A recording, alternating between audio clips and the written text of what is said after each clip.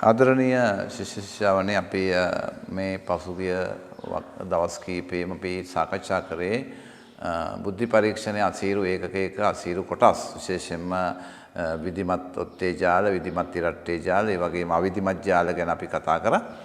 අද අපි එනවා මේ ජාල නිර්මාණයේ තවත් එක පියවරයකට. ඒකත් නිර්මාණශීලී පියවරක්. අපි මේ මනෝවිද්‍යාත්මක මූලධර්ම වල තමයි මේ හැම ජාල නිර්මාණයක්ම සිද්ධ කරලා තියෙන්නේ.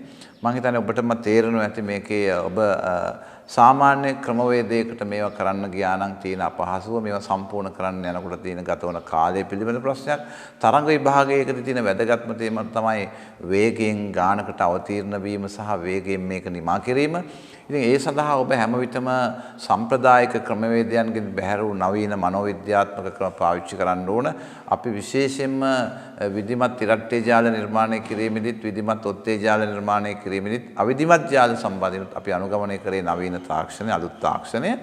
ඉතින් මෙතනදී අප අද සාකච්ඡා කරන්න යන්නේ ජාලීය චක්‍රයක් නිර්මාණය කරන ආකාරය පිළිබඳවත් අපිට හැකියාවක් ලැබුණොත් අපි ජාලීය ත්‍රිකෝණ නිර්මාණය කරන ආකාරය ගැන අපි හදාරමු. විශේෂයෙන්ම ඔබ දන්නවා මේ ජාලීය ත්‍රිකෝණයක් ජාලීය චක්‍රයක් නිර්මාණය වෙන්නේ එකම පදනමක් මත. අපි ජාලීය චක්‍රයක් නිර්මාණය කිරීමේදී සාමාන්‍යයෙන් අපි අනුයාත සංඛ්‍යා 9ක් අරන් තමයි සාමාන්‍ය චක්‍රයක් නිර්මාණය කරන්නේ. අනුයාත සංඛ්‍යා 9 අපිට ඕන තැනකින් ලබා ගන්න පුළුවන්. අපි උදාහරණයක් හැටියට හිතුවොත් අපි අනුයාත සංඛ්‍යා 9 බිඳුවේ සිට 8 දක්වා කියලා එහෙම නැත්නම් 1 සිට 9 දක්වා කියලා අපිට ඒ අනුව යම් ජාලයක් නිර්මාණය කරන්න පුළුවන්. අපි 1 සිට 9ට ගත්තොත් මේ අනුයාත සංඛ්‍යා 9 1යි 2යි සංඛ්‍යා 9ක් තියෙනවා. අපි ජාලය නිර්මාණය කරන ආකාරය පිළිබඳව බලාගමු. මේ වගේ ජාලයට ඕනේ බෝල 9ක් නැත්නම් රවුන්ඩ් 9ක්.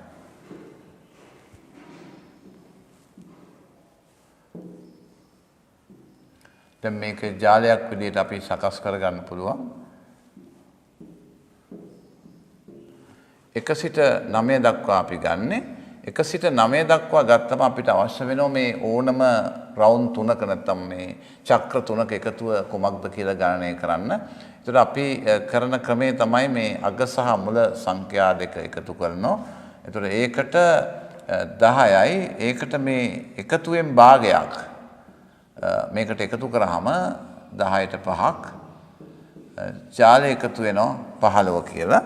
එතකොට මේකෙන් අපිට පුළුවන් 15 චක්‍රය නිර්මාණය කරගන්නට. එතකොට අපි ගත්තොත් එහෙම සංඛ්‍යා අපිට ඕන ආකාරයේ මේකේ හසුරවන්න පුළුවන්. අපි යොදාගමු 1 9 මුල් සහගට මේ දෙකේ මැද සංඛ්‍යාව මැදට දානවා 1 5 6 9 15යි. දැන් ඔබට පුළුවන් මේකේ සිට ඉහළට යන්න අපිට එකක් අඩු කරගෙන යන්න පුළුවන් 9 8 7 6 මේ අතර යන්න වැඩි කරගෙන යන්න පුළුවන් 2 3 4. ඒතර ඔබට පේනවා ඇති අපි මේ 1 සිට 9ට ගත්තම ඕනෑම ලයින් එකක තියෙන චක්‍ර 3 එකතුව 4යි 5යි 9යි 6යි 15යි 2යි 5යි 7යි 8යි 15යි 3යි 5යි 8යි 7යි ඕනම අතකට 15ක් වෙන ආකාරයෙන් මේ චක්‍ර නිර්මාණය කරන්න පුළුවන්. එකම දේ ඔබ දැනගන්න මේ අර සාමාන්‍ය ක්‍රමයට සාම්ප්‍රදායිකව පුරුණුවට වඩා මේකෙන් ඉහළට යන්න එකක් එකතු කරනවා පහළට යන්න මෙතනින් එකක් අඩු කරගෙන යන්න පුළුවන්. මේ ආකාරයට ඔබට පුළුවන් මේ චක්‍රයේ තවත් සංවර්ධිත අවස්ථාවක් බවට පරිවර්තනය කරන්න. ඒ පරිවර්තනය කිරීමේදී ඔබට පුළුවන් ඕනම අවස්ථාවක මේ චක්‍රයේ උඩ යට එක අලුතෙන් එකතු කරලා චක්‍රයේ අගය වැඩි කරගන්න. එහෙම නැත්නම් මේ බෝල 8කට සමාන තව බෝල 8ක් එකතු කළා අපිට 17ක් උපරිම ආකාරයට ගේන්න පුළුවන්. ඒ 17ට තව 16ක් එකතු කළා 33 චක්‍රයක් හදාගන්න පුළුවන්. ඒ 33ට තවත් ඊට වඩා එකක් අඩු ගානෙන් එකතු කළා 65 චක්‍රයක් නිර්මාණය කරනවා. මේ ආකාරයට මේ චක්‍ර දැවැන්ත චක්‍ර බවට පරිවර්තනය කරගන්න අපිට හැකියාවක් තියෙනවා. ඔබ ඒවා gedara සාමාන්‍යයෙන් නිකන් ඉන්න අවස්ථාවන් වල මේ ආකාරයට මේ දැවැන්ත චක්‍ර නිර්මාණය කරලා පුරුදු වෙන්න සාමාන්‍යයෙන් මේක තමයි ජාලීය චක්‍රයක් නිර්මාණය කිරීමේ පිළිවෙත. අපි ඊළඟට යනවා මේකෙම මේ ජාල විශ්ලේෂණයම නැත්තම් මේ ජාලීය සංඛ්‍යා ජාලවල තියෙන තවත් කොටසක් තමයි ජාලීය ත්‍රිකෝණයක් නිර්මාණය කිරීම. ජාලීය ත්‍රිකෝණයක් නිර්මාණය කිරීමේදී අපි යන්නේ අනුයාත සංඛ්‍යා 9ක්. ඕනෑම අනුයාත සංඛ්‍යා 9ක් අරගෙන ජාලීය ත්‍රිකෝණයක් නිර්මාණය කරන්න පුළුවන්. ඒතර අපි ගත්තොත් එහෙම ජාලීය ත්‍රිකෝණයක් අපිට පුළුවන් මේ ආකාරයෙන් ත්‍රිකෝණය නිර්මාණය කරන්න. අපි 1 සිට 9 ගත්තොත් එහෙම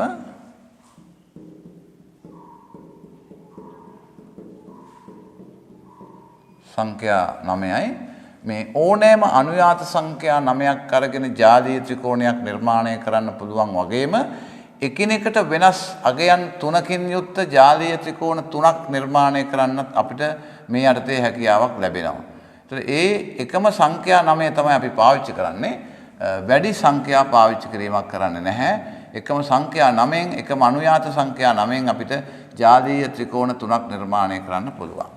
ඒතර මේකේ මේ එකතුව ලබා ගන්න මේ ටික එකතු කරනවා අපි ඉස්සෙල්ලා 3යි 6යි 10යි 15යි 21යි 28යි 36යි 45යි එකතු කරලා අපි මේක යලි වතාවක් මේකේ මුල් සංඛ්‍යා 3 එකතු කරලා 6යි 5යි 11ක් විතරයි 51යි 3ෙන් බෙදුවම මැද සංඛ්‍යාව යගේ එනවා.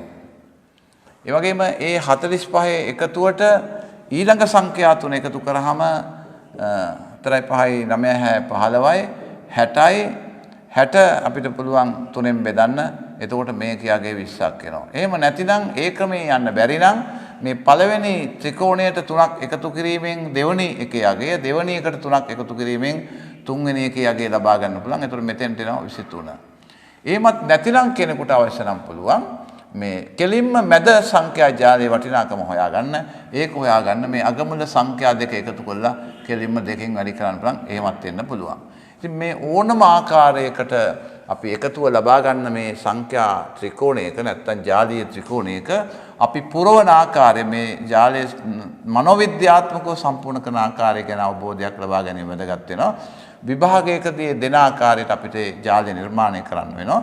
අපි සාමාන්‍යයෙන් මේ වගේ අපේ වැඩමුළු වල අපි ගොඩක් ළමයින්ට යෝජනා කරන්නේ මේ අඩුම අගයක් සහිත ත්‍රිකෝණය නිර්මාණය කිරීමේදී මේවයි මුළු වලට දාන්න කියලා මුල් සංඛ්‍යා 3. එතකොට 1 2 3 කියලා දාලා අපිට පුළුවන් මේ ජාලය මේකේ අගයන් සම්පූර්ණ කරන්න මේ ආකාරයෙන් 1 2 3 මෙහි ඉස්සරහට ගමන් කරන්න නැතුව ආපස්සට හැරිලා හැම පේලියකට මේකක් දාගෙන අපිට යන්න පුළුවන් ඉස්සරහට 4 5 6 නිමා කරන් යන්න පුළුවන් 7 8 9. එතකොට ඔබට පේන හැම ලයින් එකක්ම 14ට සම්පූර්ණ වෙලා තිනවා. ඒ ආකාරයෙන් මේකත් අපිට නිර්මාණය කරගන්න පුළුවන්. අපි ඒකත් පොඩ්ඩක් බලමු. ඒකේ මැදට එන්නේ මුලට එන්නේ දෙවෙනි සංඛ්‍යා 3 4 5 6 4 5 6 මේ පැත්තට හැරිලා ගමන් කරනවා 7 8 9 ඊට පස්සේ අපිට ආයි මුලින් ඉඳන් යන්න වෙනවා 9න් අවසන් සංඛ්‍යා 1 2 3. ඒතර ඔබට පේන 7යි 15යි 20යි මේකේ සංඛ්‍යාගේ 20ක් එනවා. ඒ ආකාරයට මේ ත්‍රිකෝණය ඔබට පුළුවන් ගෙදරදී නිර්මාණය කරන්න.